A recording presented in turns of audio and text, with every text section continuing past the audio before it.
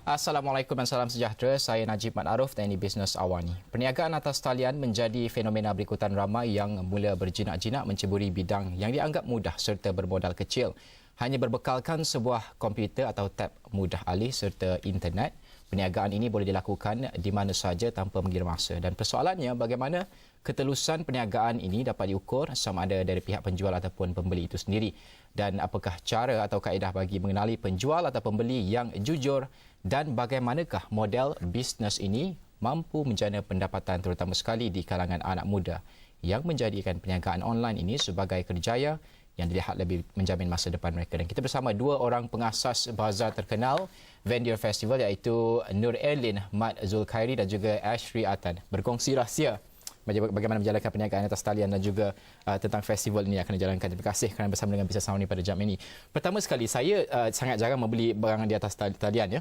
Tapi kawan-kawan saya ramai yang membeli dan ramai yang ada setengah mereka mengatakan sukar untuk mempercayai kerana pernah ditipu dan sebagainya. Jadi saya ingin bercakap tentang penipuan tersebut dan juga bagaimana untuk mengenali penjual yang kata apa genuine ataupun yang jujur ini, ya. Tapi sebelum itu kita nak bercakap tentang Vendor Festival. Ini dah masuk musim ketiga ataupun season ketiga, ya, tahun ini. Mungkin boleh terangkan yang pertama, kedua kejayaannya, yang ketiga sendiri macam mana? Okey, yang pertama kita adakan bulan Mac tahun ni di Stadium Lauti Shah Alam. Yang kedua masa bulan Ramadan, bulan 6 di Matret Exhibition Center. Dan yang coming soon ni insya-Allah Disember ni 27 dan 28 ni di Matret juga. Jadi yang sebelum ni VF1 1.0 dan 2.0 alhamdulillah kita dapat sambutan yang amat memberangsangkan. Lebih daripada 200 pengunjung telah datang, 200,000 pengunjung telah datang untuk membeli dan melihat apa itu Vendor Festival pada permulaannya. Jadi dia sangat memberangsangkan lah. Ya, kalau lihat yang masa Vendor Festival bulan yang kali kedua, di mana kita ada buat sedikit kelainan, kita buat mega sale lebaran di mana mereka ramai datang untuk membeli keperluan untuk hari raya. Masa dekat raya lah. Jadi mengikut season juga, mengikut musim perayaan juga, itu membantu jualan itu sendiri.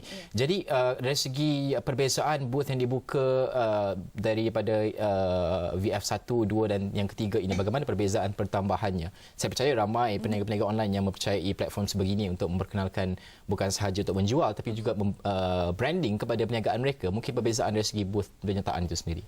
Alhamdulillah untuk VF 3.0 yang akan datang, kita buka slot untuk 450 vendors untuk join kami. So alhamdulillah since the day first kita start tu, kita dapat banyak sambutan. So yang sebelum ni kita buka 200. Jadi kita lihat kat sini peningkatan orang yang nak join tu makin meningkat. Sebab sekarang ni online business dia akan berdiri macam satu trend. Ya, betul. Sebab fenomena dah. Banyak remaja-remaja macam UiTM punya student, dia orang macam nak buat side income di mana nak duit lebih untuk bayar yuran, untuk beli barang, dan dia buat online business ni sebagai duit tepi untuk mereka. So sekarang ni online business terlalu ramai, that's why kita meningkatkan lagi vendor untuk 3.0 ni. Dan bercakap tentang pemilihan contohnya, kan. Pemilihan kita tahu di luar sana ramai berniaga secara online. Jadi bagaimana memilih mereka ini untuk menyertai Vendor Festival ini? Adakah berdasarkan follower di Instagram mereka ke, ataupun bagaimana keadaannya, apa kriteria yang dipilih? Kriteria pertama sekali yang kita lihat ialah melalui SSM, pendaftaran. Kita lihatkan yang itu dulu, sebab di situ baru kita dapat kepercayaan sama ada genuine atau tidak peniaga online itu. Selepas SSM, kita akan lihat barang atau produk yang dipamerkan dan juga service quality. Kita ada team yang akan once kita dah dapat contoh dia berminat untuk join, so kita akan check latar belakang, background, ada masalah tak sebelum ni dengan followers, ada masalah dengan pembelian atau tidak. Jadi daripada situ baru kita akan ambil mereka lah sebagai one of our vendor.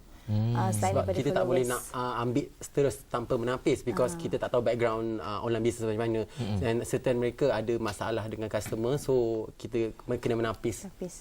Berapa lama proses tapisan tu? Kalau saya kira, kalau 450 ramailah pesertanya itu, ya. Nak ikutkan memang sekarang ni memang kita terima email memang begitu banyak Vendor Festival, because Vendor Festival adalah vendor terbaik di Malaysia.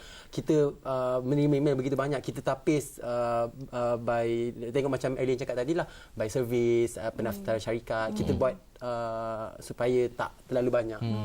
Jadi orang tertanya, kalau perniagaan online ni sifatnya adalah supaya kita tidak perlu pergi secara fizikal kepada kedai tersebut. Tetapi berbeza dengan venue festival ni, maknanya saya kena pergi juga kepada Matrade, ke bangunan Matrade untuk membeli. Jadi bagaimana perbezaannya sebelum ni? Okey, selalu kan macam dia membuat membeli secara online kan. And then dia tak pernah jumpa siapa owner, contoh satu owner ni tak pernah jumpa. So kita buat vendor festival ni di mana dia boleh jumpa meet in person. So dia orang lebih percayalah yang orang ni wujud untuk beli. Macam tu. Apa antara jenama yang popular di Instagram contohnya yang orang ramai tahu yang akan menyertai vendor festival ni? Kita ada Ashanas, Adi Juma, Aryani. Kita ada juga Telajak Laris, The Herbs. Dato' Ali Syukri. Ali Syukri. Yang akan datang Novel Visage pun insyaAllah akan join sebab diperlukan menggunakan tapak vendor festival ni sebagai satu pemasaran untuk diorang untuk bangkit semula. So tu nama-nama yang terbesar lah.